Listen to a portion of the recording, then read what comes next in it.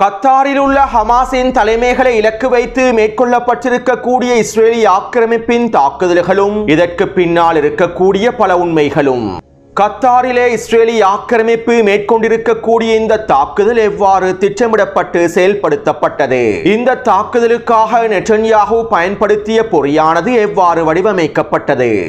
ஈரானிய ஏவுகணைகளை சுட்டு வீழ்த்திய கத்தாரினுடைய வான் பாதுகாப்பு அமைப்புகளினால் ஏன் இஸ்ரேலிய ஆக்கிரமிப்பின் போர் விமானங்களுக்கு எதிரான தாக்குதல்களை மேற்கொள்ள முடியவில்லை? ஈரானிய ஏவுகணைகளை கண்காணித்த கத்தாரினுடைய ரேடர்களினால் ஏன் இஸ்ரேலிய ஆக்கிரமிப்பின் போர் விமானங்களை கண்காணிக்க முடியவில்லை?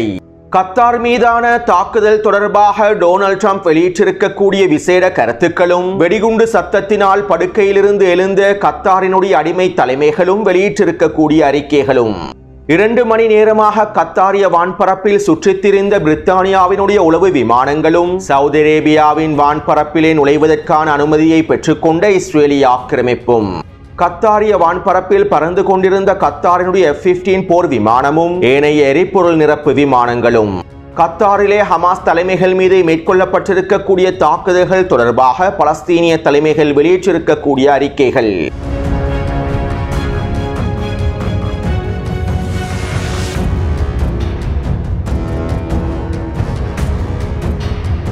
நாங்கள் அடுத்த கட்டமாக கத்தாரிலே இருக்கக்கூடிய ஹமாஸின் தலைமைகளை இலக்கு வைத்து தாக்குதல்களை மேற்கொள்வோம் என்றும் கத்தாரிலே இருக்கக்கூடிய ஹமாஸினுடைய தலைமைகளையும் முழுமையாக அழிப்போம் என்றும் இஸ்ரேலிய ஆக்கிரமிப்பினுடைய இராணுவ தலைமை அதிகாரி எல் ஜமீரும் இஸ்ரேலிய ஆக்கிரமிப்பின் பாதுகாப்பு அமைச்சரும் கடந்த வாரமே கருத்துக்களை வெளியிட்டிருந்தார்கள். அபு உபைதா அவர்களை நாங்கள் படுகொலை செய்துவிட்டோம் என இஸ்ரேலிய ஆக்கிரமிப்பு இராணுவம் அறிவித்து ஓரிரண்டு நாட்களிலேயே இஸ்ரேலிய ஆக்கிரமிப்பு இராணுவ தலைமை அதிகாரியும் இஸ்ரேலிய ஆக்கிரமிப்பு பாதுகாப்பு அமைச்சரும் இந்த கருத்துக்களை வெளியிட்டிருந்தார்கள். அத்தோடு காசாவிலே ஹமாஸின் தலைவரான முஹம்மது சின்வர் அவர்களை படுகொலை செய்ததற்கு பின்பு கத்தாரிலே இருக்கக்கூடிய மிக முக்கியமான அடுத்த தலைமையான கலீல் அல் ஹையா அவர்களை படுகொலை செய்வதற்கே இஸ்ரேலிய ஆக்கிரமிப்பு திட்டமிட்டது.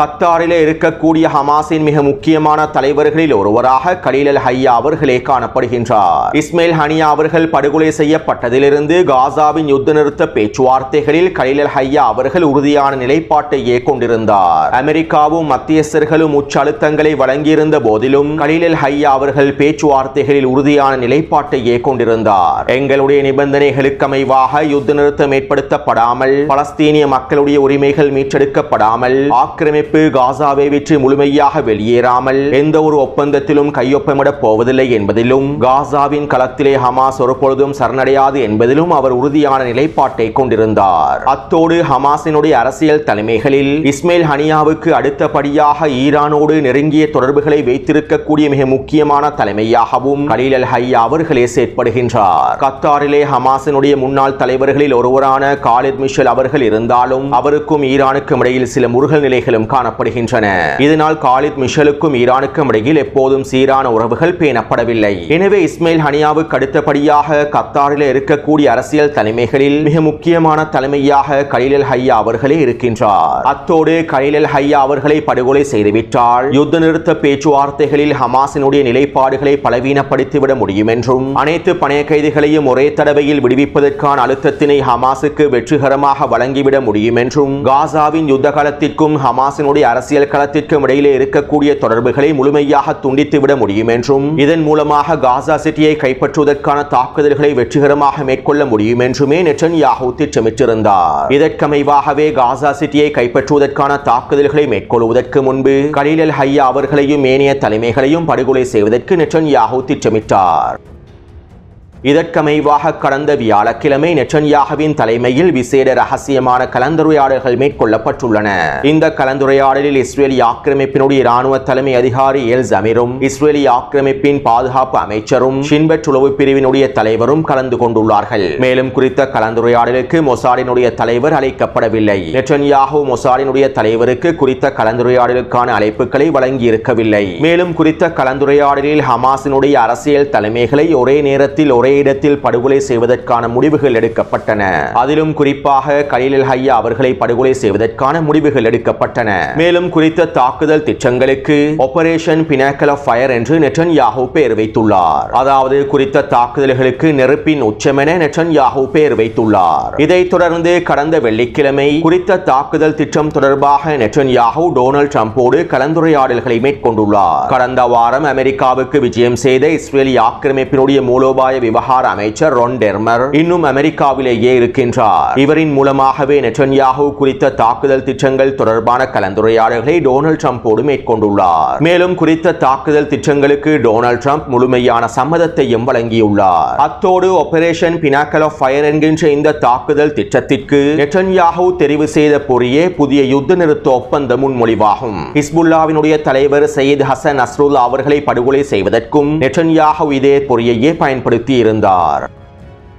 அதாவது கத்தாரில் இருக்கக்கூடிய ஹமாஸினுடைய ஒட்டுமொத்த தலைவர்களையும் ஒரே நேரத்தில் ஒரே இடத்தில் ஒன்று கூட்டுவதற்காக இருக்கக்கூடிய வாய்ப்பு யுத்த நிறுத்த முன்மொழிவு தொடர்பான கலந்துரையாடலாகும். ஒரு புதிய யுத்த நிறுத்த முன்மொழிவு ஒன்று முன்வைக்கப்பட்டால் அவை தொடர்பான கலந்துரையாடல்களை மேற்கொள்வதற்காகவும் முடிவுகளை எடுப்பதற்காகவும் கத்தாரில் இருக்கக்கூடிய தலைமைகள் ஒன்று கூடுவார்கள். வழமையாக முன்மொழிவுகள் முன்வைக்கப்படும் சந்தர்ப்பத்தில் ஹமாஸினுடைய தலைமைகள் ஒரே இடத்தில் தான் ஒன்று கூடுவார்கள். எனவே இந்த பொறியை பயன்படுத்திய நெட்டன்யாஹூ இந்த தாக்குதல் திட்டத்தினை வடிவமைத்துள்ளார். அத்தோடு வெள்ளிக்கிழமை டொனால்ட் ட்ரம்புக்கும் நெட்டன்யாஹூவுக்கும் இடையிலான கலந்துரையாடலை தொடர்ந்து கத்தாரில் இருக்கக்கூடிய ஹமாஸின் தலைமைகளை படுகொலை செய்வதற்கான அனுமதியை டொனால்ட் ட்ரம்ப் வழங்கியதை தொடர்ந்து சனிக்கிழமை காலையில் அமெரிக்க தூதர் ஸ்டீவ் விட்கோஃப் எகிப்திய தலைமைகளுக்கு தொலைபேசி அழைப்பொன்றினை ஏற்படுத்தி கலந்துரையாடல்களை மேற்கொண்டிருந்தார். இதைத் தொடர்ந்து எகிப்திய மத்தியஸ்தர்களும் எகிப்தினுடைய புலனாய்வுத்துறை அதிகாரியும் அவசரமாக ஹமாஸினுடைய தலைமைகளை எகிப்துக்கு வருமாறு தெரிவித்தார்கள். இதைத் தொடர்ந்து சனிக்கிழமை ஹமாஸினுடைய தலைமைகள் எகிப்துக்கு விஜயம் செய்து கலந்துரையாடல்களை மேற்கொண்டிருந்தார்கள். இவை தொடர்பாக சனிக்கிழமை வெளியிட்ட காணொலியிலும் நான் தெரிவித்திருந்தேன். டொனால்ட் ட்ரம்ப் காசா தொடர்பாக புதிய முன்மொழிவு ஒன்றை முன்வைக்கப் போகின்றார். இவை தொடர்பாக பேச்சுவார்த்தைகளை மேற்கொள்வதற்காகவே நாங்கள் உங்களை அழைத்துள்ளோம் என எகிப்திய மத்தியஸ்தர்களும் எகிப்திய புலனாய்வுத்துறை அதிகாரிகளும் ஹமாஸிடம் தெரிவித்திருந்தார்கள்.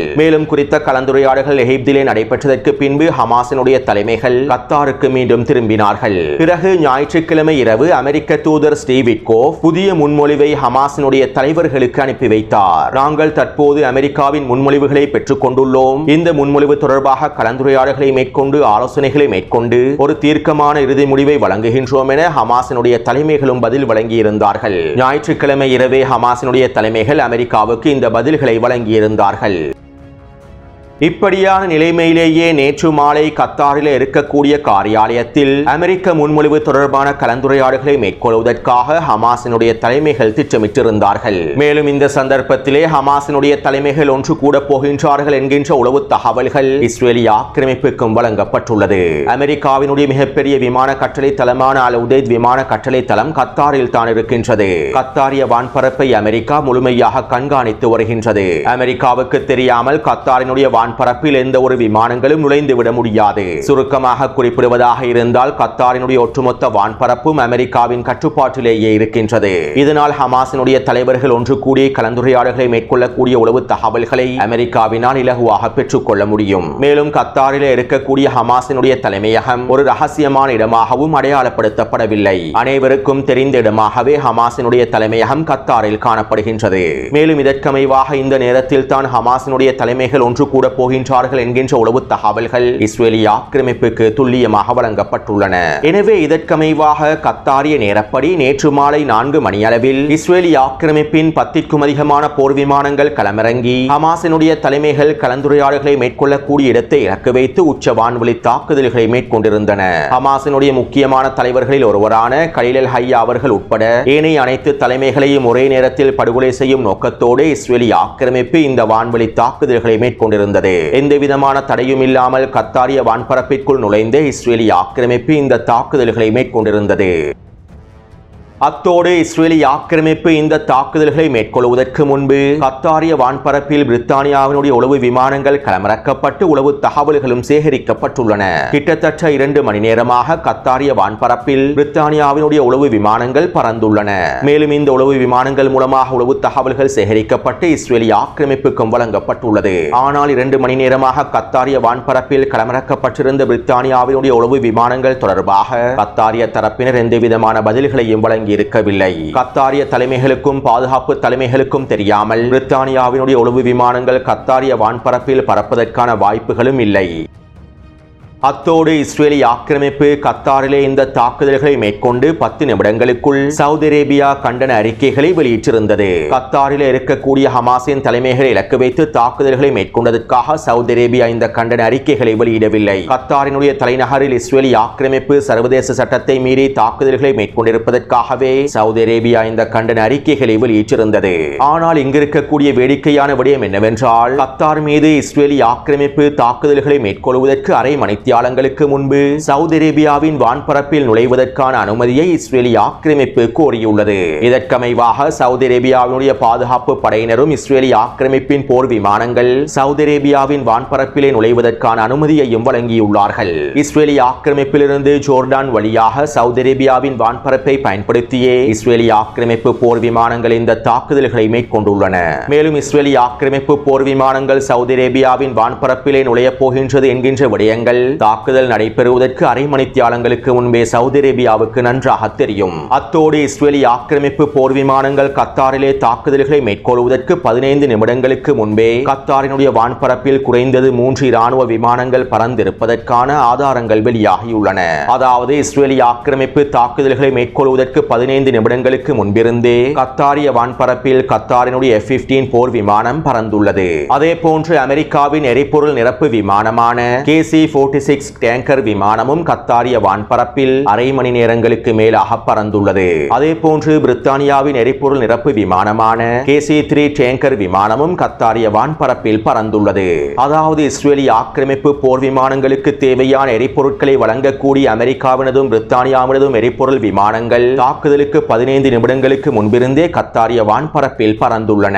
மேலும் கத்தாரினுடைய F-15 போர் விமானமும் ரோந்து பணிகளில் ஈடுபட்டுள்ளது. எனவே கத்தாரிய பாதுகாப்பு தலைமைகளுக்கு தெரியாமல் இந்த போர் விமானங்களும் எரிபொருள் நிரப்பு விமானங்களும் உளவு விமானங்களும் கத்தாரிய வான்பரப்பிலே பறந்திருக்கவே முடியாது. அடுத்து இஸ்ரேலிய ஆக்கிரமிப்பின் போர் விமானங்கள் கத்தாரிய வான்பரப்பிற்குள்ளே நுழைந்ததும் கத்தாரினுடைய வான் பாதுகாப்பு அமைப்புகள் முழுமையாக செயற்பட்டிருக்க வேண்டும். அதிநவீன போர் விமானங்களையும் ஸ்டெல்த் போர் விமானங்களையும் சுட்டு வீழ்த்தக்கூடிய அனைத்து வான் பாதுகாப்பு அமைப்புகளும் ரேடர் கருவிகளும் கத்தாரிலே இருக்கின்றன. ஆனால் ஈரானிய ஏவுகணைகளை சுட்டு வீழ்த்திய கத்தாரினுடைய வான் பாதுகாப்பு அமைப்புகளினால் இஸ்ரேலிய ஆக்கிரமிப்பின் போர் விமானங்களை சுட்டு வீழ்த்த முடியவில்லை. போர் விமானங்கள் மூலமாக வீசப்பட்ட ஏவுகணைகளை கூட கத்தாரிய வான் பாதுகாப்பு அமைப்புகளினால் சுட்டு வீழ்த்த முடியவில்லை. அது மட்டுமல்லாமல் கத்தாரினுடைய வான் பாதுகாப்பு அமைப்புகள் எச்சரிக்கை சமிஞ்ஞைகளை கூட வெளியிடவில்லை. வளமையாக வான்பரப்பிலே போர் விமானம் நுழைந்ததும் வான் பாதுகாப்பு அமைப்புகளும் ரேடர் கருவிகளும் அவற்றை இனம் கண்டு எச்சரிக்கை சமிஞ்ஞைகளை வெளியிடும். ஆனால் இஸ்ரேலிய ஆக்கிரமிப்பு போர் விமானங்கள் நுழைந்தது தொடர்பாக எந்தவிதமான எச்சரிக்கைகளையும் சமிஞ்ஞைகளையும் கத்தாரிய வான் பாதுகாப்பு அமைப்புகள் வெளியிடவில்லை. ஈரானிய ஏவுகணைகளை சுட்டு வீழ்த்துவதற்காக தயாராக இருந்த கத்தாரினுடைய வான் பாதுகாப்பு அமைப்புகள் இஸ்ரேலிய ஆக்கிரமிப்பின் போர் விமானங்களை தடுப்பதற்கு பயன்படுத்தப்படவில்லை. ஏனென்றால் கத்தாரிலே இருக்கக்கூடிய அதிநவீன வான் பாதுகாப்பு அமைப்புகளான தாட் வான் பாதுகாப்பு அமைப்புகளும் பெட்ரியோட் வான் பாதுகாப்பு அமைப்புகளும் அமெரிக்காவினால் வழங்கப்பட்டிருக்கக்கூடிய வான் பாதுகாப்பு அமைப்புகளாகும். கத்தாரிலே பயன்படுத்தக்கூடிய ராடர் கருவிகள் அனைத்தும் அமெரிக்காவினுடைய ராடர் கருவிகளாகும். கத்தாரின் பாதுகாப்பிற்காக பல பில்லியன் டாலர்களை செலவழித்து கத்தார் வாங்கி இருக்கக்கூடிய இந்த வான் பாதுகாப்பு அமைப்புகளும் ராடர் கருவிகளும் உண்மையில் கத்தாரை பாதுகாப்பதற்கல்ல, அமெரிக்காவையும் அவர்களுடைய நட்பு நாடுகளையும் பாதுகாப்பதற்காகும். எனவே கத்தாரில் இருக்கக்கூடிய வான் பாதுகாப்பு அமைப்புகள் ஒரு பொழுதும் அமெரிக்காவுக்கு எதிராகவும் அவர்களுடைய நட்பு நாடுகளுக்கு எதிராகவும் செயற்படாது என்பதனை எங்களுக்கு தெளிவாக புரிந்து கொள்ளலாம். அமெரிக்காவினுடைய வான் பாதுகாப்பு அமைப்புகள் ராடர் கருவிகள் போர் விமானங்களை கொள்வனவு செய்திருக்கக்கூடிய அடிமை அரபு நாடுகளுக்கும் இதே நிலைமைதான். அடுத்து கத்தாரிலே தாக்குதல்களை மேற்கொள்வதற்கு முன்பு இஸ்ரேல் குறித்த தாக்குதல்கள் தொடர்பாக அமெரிக்காவுக்கு அறிவித்ததாகவும் இந்த தகவல்களை நாங்கள் அவசரமாக கத்தாரிய தலைமைகளுக்கு வழங்கி இருப்பதாகவும் அமெரிக்காவின் வெள்ளை மாளிகை ஊடக பேச்சாளர் தெரிவித்துள்ளார். இதைத் தொடர்ந்து கத்தாரினுடைய வெளியுறவுத்துறை அமைச்சகம் இவ்வாறு தெரிவித்தது. தாக்குதல் நடைபெறுவதற்கு முன்பே எங்களுக்கு குறித்த தாக்குதல் தொடர்பான எந்தவிதமான தகவல்களும் தெரிவிக்கப்படவில்லை. இஸ்ரேலிய ஆக்கிரமிப்பு போர் விமானங்கள் குண்டுகளை வீசும் சந்தர்ப்பத்திலேயே அமெரிக்க அதிகாரிகள் எங்களோடு தொடர்பினை ஏற்படுத்தி விடயத்தினை கூறியிருந்தார்கள். தாக்குதல் நடைபெறுவதற்கு முன்பு எங்களுக்கு இந்த தாக்குதல் தொடர்பாக எந்தவிதமான தகவல்களும் கிடைக்கப் பெறவில்லை என கத்தாரினுடைய வெளியுறவுத்துறை அமைச்சகம் தெரிவித்துள்ளது. அதாவது கத்தாரிலே குண்டுவெடித்த சத்தத்தை கேட்டுதான் படுக்கையில் இருக்கக்கூடிய கத்தாரினுடைய அடிமை தலைமைகள் விழித்தெழுந்துள்ளார்கள். இஸ்ரேலி ஆக்கிரமிப்பின் வெடிகுண்டுகள் கத்தாரிலே விழும் வரையில் கத்தாரிய தலைமைகளுக்கு எதுவுமே தெரியாது. உண்மையில் இந்த நாடகங்களை நம்பக்கூடிய நாங்களே மிகப்பெரிய முட்டாள்கள். எனவே இந்த தாக்குதலானது நன்கு திட்டமிடப்பட்ட ஒருங்கிணைக்கப்பட்ட திட்டமாகும். இருப்பினும் இஸ்ரேலி ஆக்கிரமிப்பின் இந்த தாக்குதல் முழுமையாக வெற்றி பெறவில்லை. இஸ்ரேலி ஆக்கிரமிப்பு எதிர்பார்த்த தலைமைகளை படுகொலை செய்ய முடியவில்லை. அதாவது குறித்த தாக்குதலிலே கலீல் அல் ஹையா அவர்கள் உட்பட இன்னும் ஏனைய 2 முக்கியமான தலைமைகளும் உயிர் தப்பியுள்ளார்கள். அதே நேரம் இஸ்ரேலி ஆக்கிரமிப்பின் குறித்த தாக்குதலில் கலீல் அல் ஹையா அவர்களுடைய மகனும் கலீல் அல் ஹையா அவர்களுடைய பாதுகாப்பு உத்தியோகத்தரும் கலீல் அல் ஹையா அவர்களுடைய அலுவலக உதவியாளரும் அலுவலகத்தினுடைய பணி அலுவலகத்தினுடைய இன்னும் ஒரு ஊழியருமே படுகொலை செய்யப்பட்டுள்ளார்கள். மேலும் இவர்களோடு சேர்ந்து குறித்த காரியாலயத்தின் பாதுகாப்பு உத்தியோகத்தராக கடமை புரிந்த கத்தாரிய பாதுகாப்பு படையை சேர்ந்த ஒருவரும் படுகொலை செய்யப்பட்டுள்ளார். மொத்தமாக இந்த தாக்குதலில் 6 பேர் படுகொலை செய்யப்பட்டுள்ளார்கள். மேலும் கலீல் அல் ஹையா அவர்களும் ஏனைய தலைமைகளும் உயிர் தப்பியுள்ளார்கள். ஹமாஸின் அரசியல் பணியாக உறுப்பினர்களில் ஒருவரான சுஹைல் அல் ஹிந்தி அவர்கள் அல் ஜசீரா ஊடகத்திடம் இவ்வாறு தெரிவித்தார். அமெரிக்காவினால் முன்வைக்கப்பட்டிருந்த புதிய முன்மொழிவு தொடர்பாக விவாதங்களை மேற்கொள்ளும் சந்தர்ப்பத்திலேயே இந்த தாக்குதல் மேற்கொள்ளப்பட்டது. யுத்த நிறுத்த முன்மொழிவு தொடர்பாக பேச்சுவார்த்தைகள் விவாதங்கள் மேற்கொள்ளப்படும் இடத்தை இலக்கு வைத்தே இந்த தாக்குதல் மேற்கொள்ளப்பட்டுள்ளது. ஹமாஸ் தலைவர்களுடைய இரத்தமானது பலஸ்தீனியர்களுடைய இரத்தத்தை விட மதிப்பு மிக்கது அல்ல. மேலும் இந்த கோழைத்தனமான படுகொலை முயற்சியிலிருந்து ஹமாஸினுடைய தலைமைகள் தப்பியுள்ளார்கள். தற்போது அவர்கள் பாதுகாப்பான இடத்திலே வைக்கப்பட்டுள்ளார்கள். அத்தோடு இந்த தாக்குதல்களினால் எங்களுடைய நிலைப்பாடுகளில் எந்தவிதமான மாற்றங்களும் ஏற்பட போவதில்லை. தலைவர்கள் படுகொலை செய்யப்பட்டிருந்தாலும் எங்களுடைய நிலைப்பாடுகளில் எந்தவிதமான மாற்றங்களும் ஏற்பட போவதில்லை. நாங்கள் எங்களுடைய நிலைப்பாடுகளிலும் நிபந்தனைகளிலும் உறுதியாகவே இருக்கின்றோம் என அவர் அல் ஜசீரா ஊடகத்திடம் தெரிவித்துள்ளார். அதே போன்று PIG அமைப்பினுடைய செய்தி தொடர்பாளர் முகமது அல் ஹாஜ் மூசா அவர்கள் இவ்வாறு தெரிவித்துள்ளார். காசாவின் களத்திலே போராளிகள் சண்டையிடுவதை போன்றே பேச்சுவார்த்தை களத்தில் அரசியல் களத்திலும் ஹமாஸினுடைய தலைமைகளும் போராளிகளும் போராடுகின்றார்கள். நாங்கள் ஹமாஸுக்கு எப்போதும் உறுதுணையாகவே இருப்போம். இஸ்ரேலிய ஆக்கிரமிப்பின் எல்லாவிதமான அச்சுறுத்தல்கள் இருந்த போதிலும் அரபு நாடுகளும் இஸ்லாமிய நாடுகளும் அவர்களுடைய தேசிய பாதுகாப்பை கைவிட்டுள்ளார்கள். ஆக்கிரமிப்பு அனைத்து அரபு மற்றும் இஸ்லாமிய நாடுகளை அச்சுறுத்துகின்றது. மேலும் அரபு மற்றும் இஸ்லாமிய நாடுகள் ஆக்கிரமிப்புக்கு எப்போதும் உடந்தையாகவே இருக்கின்றார்கள் என அவர் வெளிப்படையான கருத்துக்களை வெளியிட்டுள்ளார். அடுத்து இந்த தாக்குதல் தொடர்பாக டொனால்ட் ட்ரம்ப் இவ்வாறு தெரிவித்துள்ளார். கத்தார் மீதான தாக்குதல்கள் நான் எடுத்த முடிவல்ல, நெட்டன்யாஹூ எடுத்த முடிவாகும். எனக்கும் இந்த முடிவுக்கும் எந்தவிதமான சம்பந்தமும் இல்லை. கத்தாரிற்குள்ளே ஒரு தலைப்பட்சமாக தாக்குதல்களை மேற்கொள்வது அமெரிக்கா மற்றும் இஸ்ரேலினுடைய நலன்களுக்கு சேவை செய்யாது. மேலும் இந்த தாக்குதல் தொடர்பாக ஸ்டீவ் விட்கோஃபின் மூலமாக கத்தாருக்கு நான் அவசர தகவலையும் அனுப்பியுள்ளேன். இருப்பினும் நேரம் தாமதமாகிவிட்டது. மேலும் நாங்கள் கத்தாருடனான பாதுகாப்பு ஒப்பந்தங்களை விரைவில் முடிப்போம். எங்களோடு தொடர்ந்து செயற்படுவதற்கு கத்தாரிய தலைமைகள் முழுமையாக தயாராகவே இருக்கின்றார்கள் என டொனால்ட் ட்ரம்ப் ஊடக அறிக்கையில் தெரிவித்துள்ளார். எனவே இந்த காணொளி தொடர்பான கருத்துக்களை பதிவிடுங்கள். இன்னும் பல முக்கியமான தகவல்களை அடுத்த காணொளியில் விரைவாக பதிவிடுகின்றேன். தொடர்ந்தும் என்னுடன் இணைந்திருங்கள். நன்றி, வணக்கம்.